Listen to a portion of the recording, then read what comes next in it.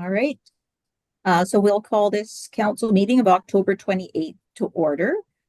We respect and recognize the First Nations within whose unceded lands the village of Kaslo is situated, including the Ktunaxa, the Snakes, and the Silks people, and the Indigenous and Métis residents of our community.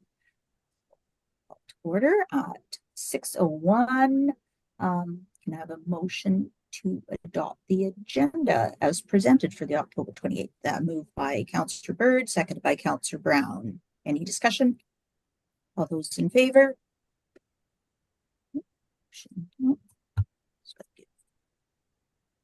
Okay, that motion is carried.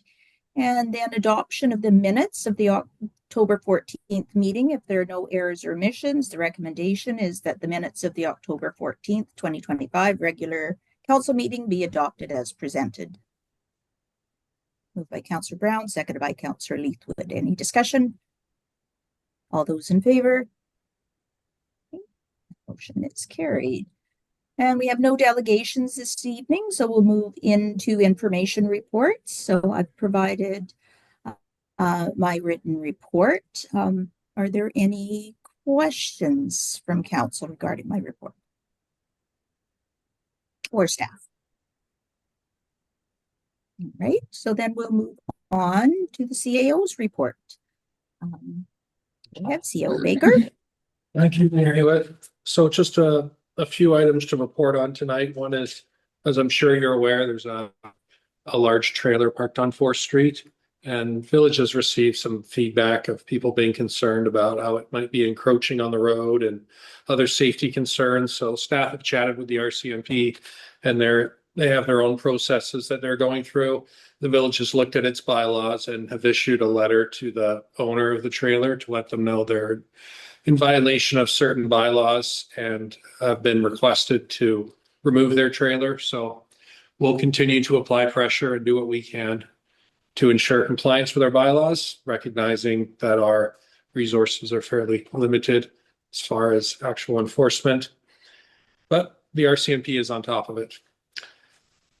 Indigenous relations, you might recall that the Village had reached out to the Ktunaxa Nation and invited them to meet with our council. So we've heard back now and are looking forward to keeping that dialogue going, hopefully finding a day and a time that might meet for both, or might work for both parties. A couple of committee meetings are happening in the next week. One is the Arts and Heritage Committee meeting. They're going to be discussing artwork in Legacy Park next week, November 5th. And then we have the Recreation Grants Committee, and they'll be meeting on the 3rd to look at grant applications and make their recommendations to council. Also on the topic of parks, we have the campground. So we now have a signed agreement between the Village and the campground operator. That'll be good for another couple of years. And the operator is going to join council at next week's Committee of the Whole meeting to provide you with an annual report and also discuss some of the infrastructure improvements they'd like to see at that facility. And then council can decide what they'd like to include in their draft budget. Just a quick note on the proposed RV park, since we've received some correspondence from residents that have concerns with the floodplain, and in particular, the proposed retaining wall and the idea of there needing to be infill to elevate the site above the flood construction level. And so I just wanted to provide council with a bit of info. One is that both of those matters are addressed in the conditions of your purchase and sale agreement. And while the developer's geotechnical engineer might have provided a conceptual drawing for that retaining wall, it has not been reviewed by the Village's geohydrologist. And so once a review takes place, then the potential impacts on adjacent properties will also be looked at. And as I've discussed with a couple of councillors, there's an important term here I just want to make sure is in your vocabulary, and that's the geohydrologist. So it might have been an engineer that developed conceptual design of a retaining wall, just like they might do it for a road or something like that. But we need someone with subject matter expertise to take a look at this particular development. And so that's where a geohydrologist is the subject matter expert that we would be engaging with. And then maybe to touch on the infill in particular, it's unclear to the village what the developer is actually intending to do. It's possible that, or it's possible within the constraints of the BC Building Code to build habitable structures above the flood construction level. That's no problem. That's what buildings do all the time. There's limitations on what can be built below the flood construction level, but the developer hasn't indicated that they're looking to add infill or make changes. But certainly once more information is provided, then the village can take a closer look at it. And just a reminder that we're not at the detailed design stage for any of this, and that when those phases begin, then we'll be looking at engineering reports and ensuring compliance and mitigation. And then final update, just to remind council, it's fall cleanup, which is happening this week and advertised in all the usual places, social media, website, and in the local paper. Thank you very much, Mayor Hewitt. Okay, thank you, CAO Baker. Are there any questions? Councillor Leithwood. To the chair, to CAO Baker. There's also a trailer and some stuff behind the fire hall. And I'm not sure who owns that, if it's the same individual or not, but would that be our jurisdiction or is that the RDCK? That's village land. Oh, okay. Yeah. So our conversation's happening about that too? Correct, yeah. Okay. Yeah. Thank you. Okay. Any other questions for CAO Baker?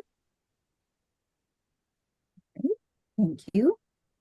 And I guess I forgot to ask if there were any members of council who had reports that they wanted to provide. Nope.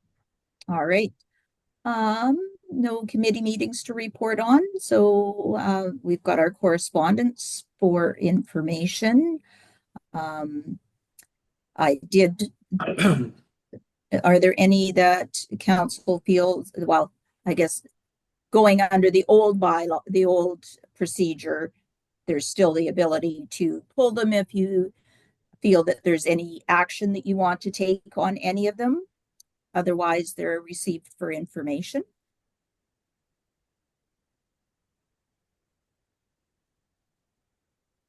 Okay. So nobody wants to discuss anything or have an action to propose on any of those items? All right, so then we will move to question period. And I will have, if there are any members of the public in the room, Councillor Leithwood, are there any questions? No? And online we have, I just see two people. Are there any questions from people online? I see Anne and the Valley Voice. That's all I see. If there are any questions, you can unmute and ask your question. All right. Then seeing no one with questions, we'll move into business. So the first item is Youth Parliament, and that is the item that I gave the notice of motion for at the last meeting. And that the proposed motion that I have is that the village contact J.V. Humphrey School to determine if there may be a student interested in participating in Youth Parliament for 2026. I would move that. Moved by Councillor Brown, second by Councillor Leithwood. Any discussion? All those in favor? Motion is carried. And this is another one, and I was going with the new bylaw, and this was one of the information items and that I asked staff to include on the agenda for council's consideration. My proposed motion is that the village contact St. Andrew's United Church to discuss the possibility of receiving some pews for use in City Hall. And so that was that motion, Councillor Bird? Or Yes. question? Motion, okay. Motion.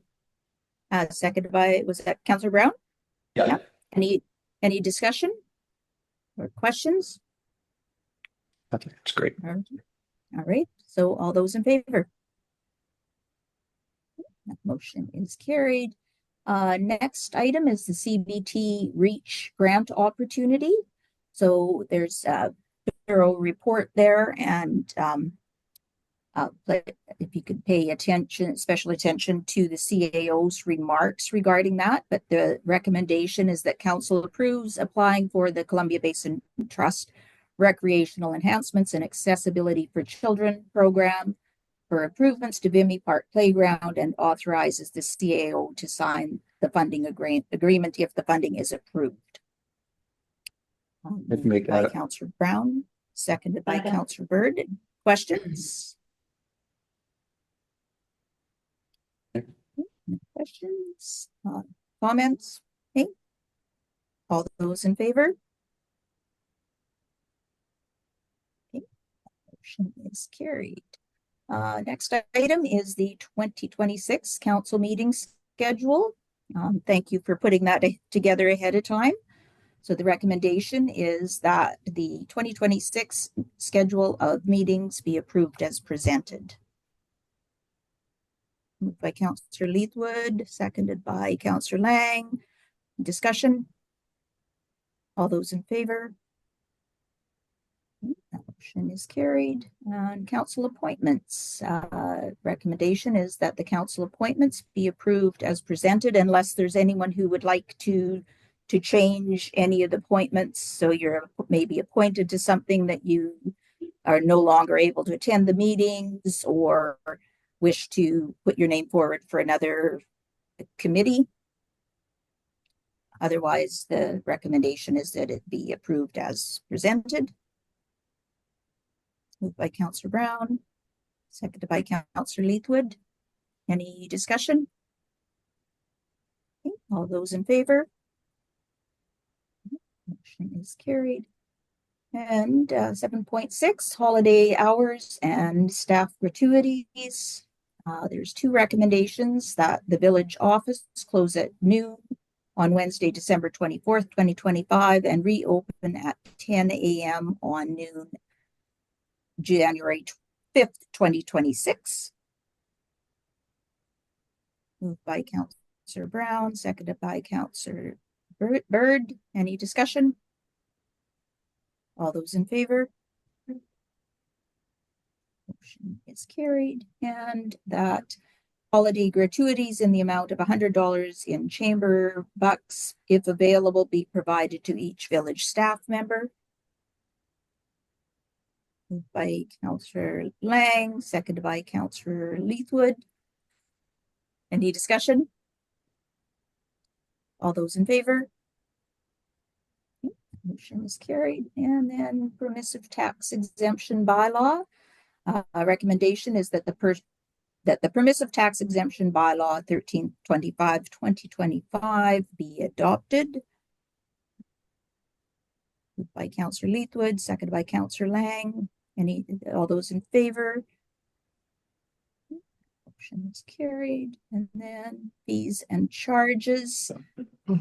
So maybe I'll switch it up and ask if there's any questions before I read the recommendations. Councillor Bird.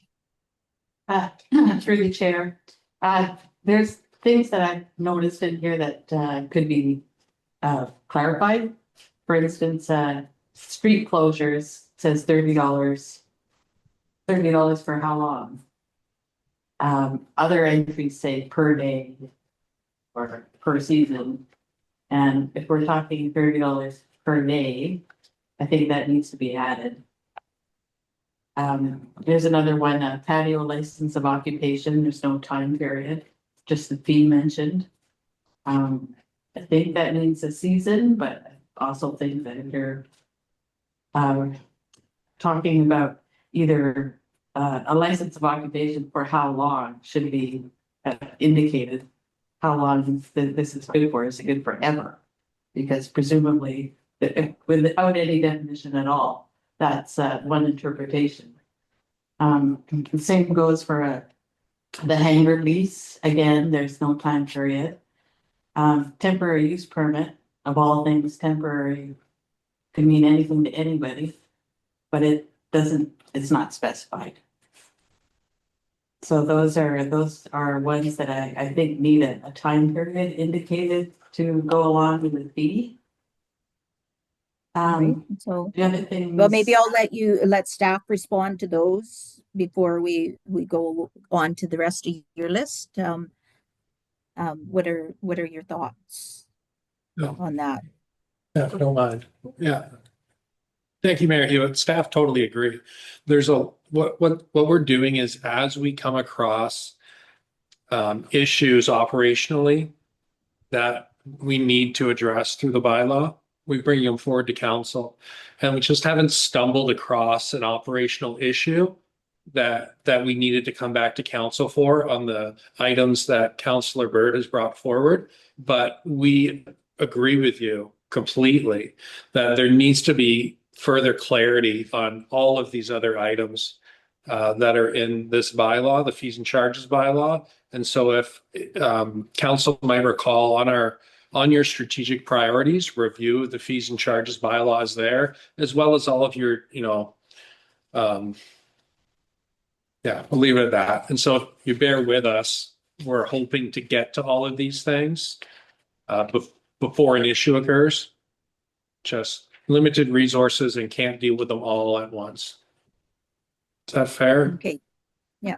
So what I'm hearing is we just want to deal with the ones that are proposed in the agenda for today, and the other items, council can provide their feedback to staff for future amendments to the bylaw.